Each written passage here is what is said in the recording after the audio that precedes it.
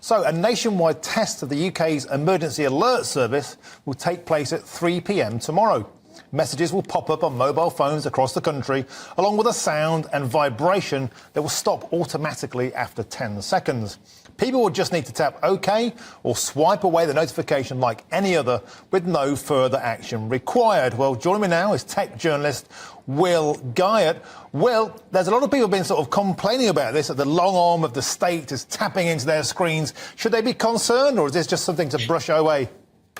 Well, just to be clear, and let's speak about the facts, because there does seem to be a pretty decisive split in the UK between people who think this is okay and people who believe this is an Orwellian overreach by the government. Just to put some people's minds at rest, they don't have your phone number. They don't have any of your personal information about you or your phone. Your phone, if it's connected to a mobile phone signal, a cell phone tower, the tower which provides the antenna that provides the signal to phones, if it's connected to one of those at 3 p.m. on Sunday, you will get this test alert. And in the future, should they choose to use this for any kind of emergency and it's targeted at certain regional areas, if you are connected to one of those cell phone towers in that affected area, you will get an alert to your device. And it lasts 10 seconds and you can delete it. Don't you think the timing of this, Will, is a little bit boneheaded? It's taking part during the London Marathon, so they won't be able to answer it.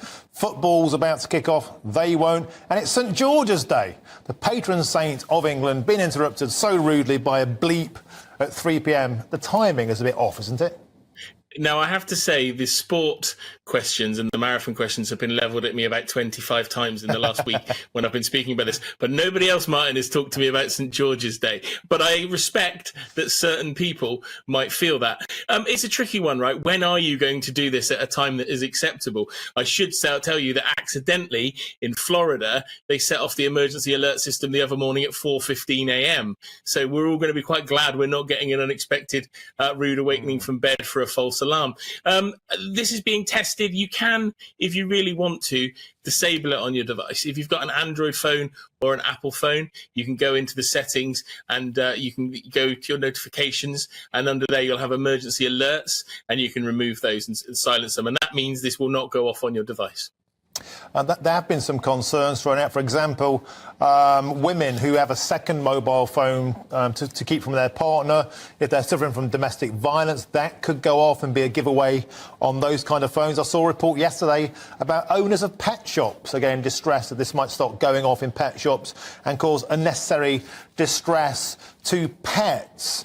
Has this really been thought through? And actually, is it even necessary? I mean, we don't get typhoons and hurricanes. We don't get flash floods. We don't get fires in Britain. Why do we even need this thing in the first place? May I tell you that there were fires last summer in London that encroached certain areas and then damaged houses. If those people involved in those fires in the summer had had a notification telling them that they needed to evacuate, may well have helped. It's a tricky one, right? I'm not going to sit here and say I've got 100 reasons as to why this will save lives in the UK, but the service which has been used in other countries for around a decade has saved lives. It's definitely saved lives in forest fires in other countries and floods across Europe. And there are documented cases where people's lives have been saved as a result. When it comes to those who domestic abuse cases, those who might have sensory issues, they might have autism or might not like loud noises, I do respect and do understand that those people might have a tricky time here. But that is not a reason to not have a system that pretty much of every other country now has. And it is a way of alerting us to stuff if bad things happen. But like you, Martin, the one thing that's important for me, I want this to be used for what it's currently stated. I don't want it becoming a government overreach and them suggesting all sorts of things and sending government messages to everybody's devices. It should only be used for a genuine emergency.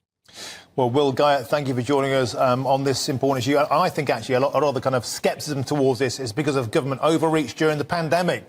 During lockdowns, people were terrified of their details being used by the state for nefarious reasons. Will, thank you for joining us today.